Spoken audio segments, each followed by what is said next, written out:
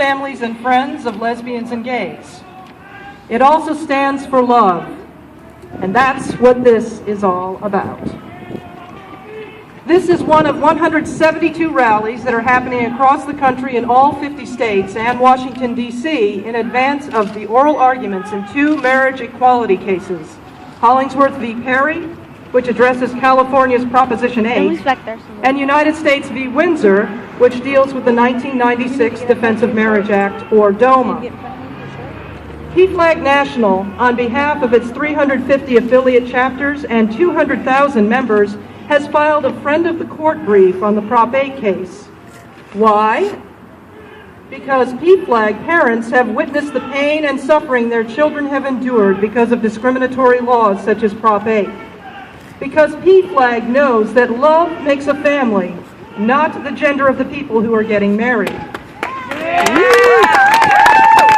Because PFLAG knows that it is long since time for all children of any race, socioeconomic class, religious background, ethnic heritage, sexual orientation, and gender identity to be treated as equal under the law. November 4th, 2008 was a personally very painful night for me. Because not only did the voters of California rescind the right of marriage to thousands of their gay and lesbian residents, Florida adopted its own, even more discriminatory constitutional change, Amendment 2. In one day, 61.8% of the people in this state decided that marriage, or the substantial equivalent thereof, was for one man and one woman only. 61.8% of the voters made me, and thousands of people like me, second-class citizens. I was so devastated by that vote that I could not look people in the eye. I didn't know who my friend was anymore. I cried for 3 days, sometimes until I had no tears left. I couldn't believe how cruel people could be to other people. Some have said that the gay and lesbian population is trying to change the definition of marriage. But if you think about it, the definition of marriage has changed several times throughout history. One man and one woman and as many concubines as he wants. One man and many women. One man and another man's daughter in a property exchange to increase the man's wealth. Slaves brought here from Africa were not allowed to marry. And even after the country granted them freedom, they still weren't allowed to marry outside their own race. Whites and Asians, too, were not supposed to marry one another. So I guess if gay people are changing the definition of marriage, we're changing it to finally be about the love shared between two people who want to spend their lives together and have the full legal and federal rights accorded to all citizens. What a novel concept. The United States Supreme Court has an opportunity to make history. The High Court will have the opportunity to help us bend that moral arc of the universe just a little bit more toward justice. And perhaps, for once, when school children pledge, and liberty and justice for all will really finally mean all. Yeah. The court's decision will help to shape the future. And when I look at the future, I see somebody like Emalee Schierman. Emalee has been attending our local PFLAG meetings for several months, and when the opportunity arose to have a United for Marriage rally here in Tallahassee, she jumped at the chance to be part of history. You know, we hear quite often from the opponents that they are concerned about the children. So I present to you one of those children, Emalee Schierman.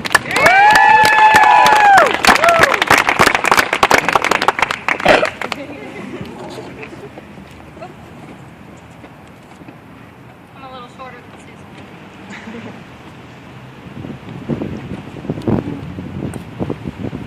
Don't do hair to camcorders.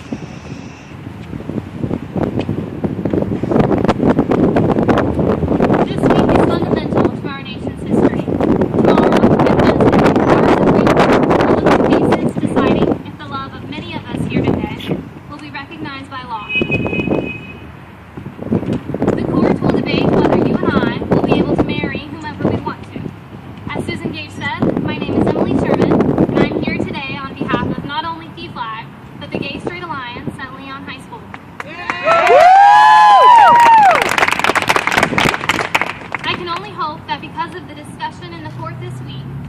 be able to tell my future children that our nation recognizes their mother and their grandmothers as equal citizens before the law. Today, we stand for these future generations, for future families with two moms like mine or with two dads. We stand united to show the world who we are and that we are not alone. Many times when the court is arguing about gay marriage, they forget about the children involved. If children are brought up at all, it is for all the wrong reasons. Many against gay marriage claim that a child with gay parents will be damaged. Well, I have lived with my two moms for 14 out of 17 years. And now, in 2 months and 1 week, but who's counting, I will graduate in the top 10% of my class. And I'm still waiting for that damage they talk about to show up. I'm no exception. My 3 siblings are all smart, well-rounded, and just as damage-free as any children born from straight families. Kayla and Michael are both attending Tallahassee Community College, and my little brother Tyler is doing great at Kate Sullivan Elementary School. I think my 2 moms have done a pretty great job raising 4 children, but I will be sure to let you know if their lessons on unconditional love and acceptance ever affects me negatively. I'm sure many of you here today have similar testimonies of strong families with 2 moms or with 2 dads. When the Supreme Court discusses whether they will recognize my family, I hope that they realize they are denying my 10-year-old brother health insurance that he would receive if my parents were married. They are denying all of us security if something were to happen, God forbid, to one of my parents. Even if gay marriage was legal in Florida, DOMA denies federal protections to our families such as Social Security, health insurance, and retirement savings. They are denying us rights as if we are second-class citizens. Today we stand united against these injustices with rallies all over our nation. The thought of all these groups in cities around America is uplifting. You see, I grew up in the South. I know technically Florida's in the South, but you don't know Southern until you lived in rural North Carolina. Next to my school were cows, and inside my school was ignorance and hatred for the family I came from. I hope that someone, somewhere, sees these rallies and feels a little less alone. I hope they see crowds of people just like the one here today, and they realize that our nation is full of those who are fighting for them, fighting for equality. That's right. One lesson I learned in the South was that many who are against gay rights think they have never met a gay person. They hear about those gays on TV, and they want to know who these people are, where they came from, and what they want. I'm telling them that we're here. We are students, we are parents, we are teachers, and doctors, and pastors, and because of their hate, some of us are homeless, some of us think we are alone. But we are not alone when we stand here like this. Together we stand, and together we fight. I hope that all of you will continue to have the courage to stand up, that we will have patience in the fight ahead. Whatever the Supreme Court decides in June, we must continue to fight until ignorance is struck down and all of our schools and workplaces are full of acceptance. Thank you.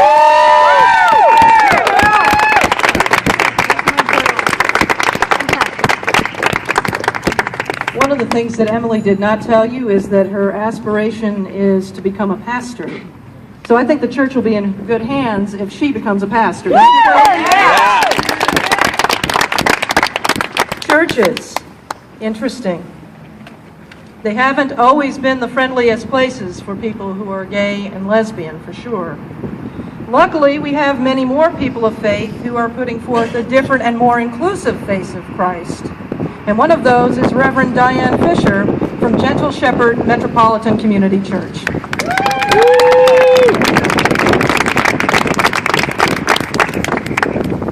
I think it's important that you first know that I'm a lesbian and that I'm a mother and that I have been growing a lovely daughter who is heterosexual even though I am a lesbian. and she seems to have done quite well as well. The church has a mixed history with gays and lesbians, and I have been very surprised in Tallahassee just how open and affirming many of the churches are. And it's been a wonderful experience for me living here with those people. The church that I pastor is Gentle Shepherd Metropolitan Community Church. Metropolitan community churches were born out of us being excluded from other denominations. In 1968, a man from Tallahassee started this church, started the denomination Metropolitan Community Churches all over the world. Reverend Elder Troy Perry is one of the people whose name is on Proposition 8. He and his partner are going before, their marriage is going before the Supreme Court along with DOMA. He was here last week, and he is so excited about everything that is happening in Tallahassee. He was here for the Leon County decision of us getting at least domestic partnership recognition.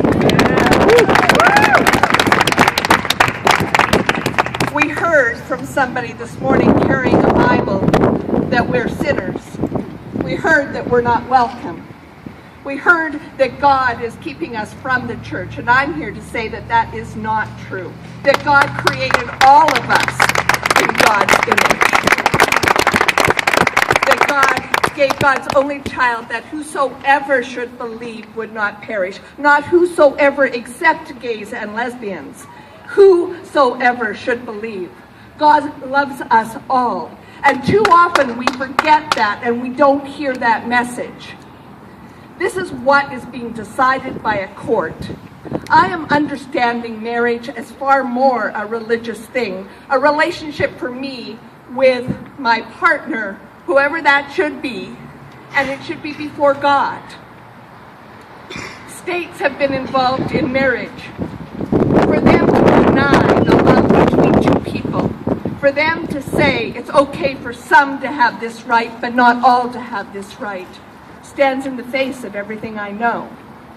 It is a violation of basic human rights. And I think we've got to remember that always. So as we go forward and wherever we go, I think we need to keep always in front of us that no matter what the decision is, and I'm hoping that the decision will be in our favor, but no matter what the decision is, you still are a family. You still are in a relationship that is blessed and loving and filled with all that you need. No matter what the government says, you are blessed. Thank you.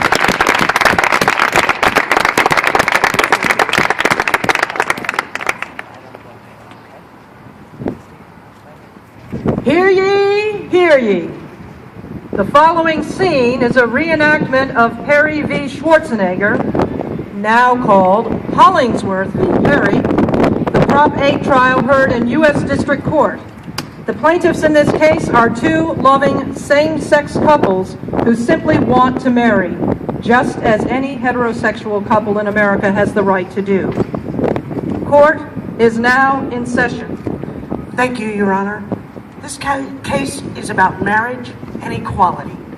The Supreme Court of the United States has repeatedly described the right to marriage as one of the most vital personal rights essential to the orderly pursuit of happiness, a basic civil right, a component of the constitutional rights to liberty, privacy, association, and intimate choice, an expression of emotional support and public commitment, the exercise of spiritual unity, and the fulfillment of one's self.